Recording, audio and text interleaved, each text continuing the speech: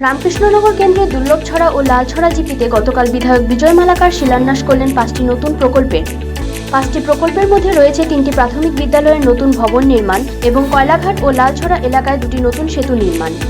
তিনি জানান, স্কুল ভবনগুলো নির্মাণ করা হবে 2025-26 বছরের প্রধানমন্ত্রী চা শ্রমিকের প্রোৎসাহন যোজনার আওতায় বরাদ্দ হওয়া 1,05,00,000 টাকায় এবং সেতু দুটি নির্মিত হবে 2024-25 বছরের আরবিপি ফান্ডের আওতায় এবং বিশ্বব্যাংকের সহযোগিতায়।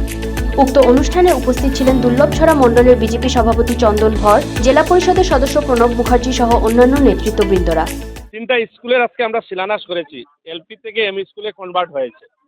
আর যে 3 জায়গায় স্কুল হয়েছে, এই 3 জায়গায় বৃহত্তর অঞ্চল প্রায় 2-3 কিলোমিটার, 4 কিলোমিটার, 5 কিলোমিটার জুড়ে প্রায় 15-20টা গ্রাম মিলে দীর্ঘদিন থেকে এখানে এমই স্কুলের কোনো সুবিধা ছিল না।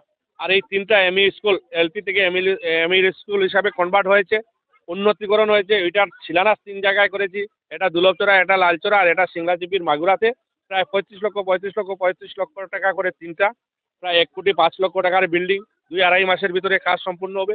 সঙ্গে 2টা ব্রিজের শিলান্যাস করেছি আমরা।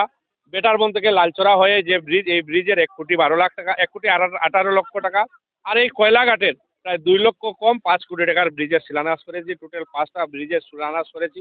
আর আপনারা যদি দেখেন, এই রাতাবাড়িতে সত্যিকার অর্থে যদি উন্নয়নের জোয়ার এবং সোনার রাতাবাড়ির যে স্লোগান ছিল, এই সোনার রাতাবাড়ির স্লোগান আর উন্নয়নের জোয়ার আমাদের মাননীয় মুখ্যমন্ত্রী ডক্টর হেমন্ত বিশ্ব শর্মা মুখ্যমন্ত্রী হওয়ার পরে শুরু হয়েছে।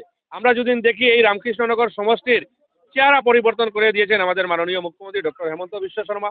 বিশেষ করে যদি আমরা দেখি, শিক্ষা বলেন, রাস্তা বলেন, যোগাযোগ ব্যবস্থা বলেন, স্বাস্থ্য ব্যবস্থার ক্ষেত্রে মেডিকেল কলেজ থেকে ধরে খেলাধুলার ব্যাপারে স্টেডিয়াম থেকে ধরে সব সেক্টরে যদি দেখি, আমরা এই রামকৃষ্ণনগর সমষ্টিতে এই 5 বছর মাননীয় মুখ্যমন্ত্রীর নেতৃত্বে কাজ হয়েছে। রামকৃষ্ণনগর থেকে অভিজিৎ বণিকের রিপোর্ট, গ্লোবাল নিউজ নেটওয়ার্ক।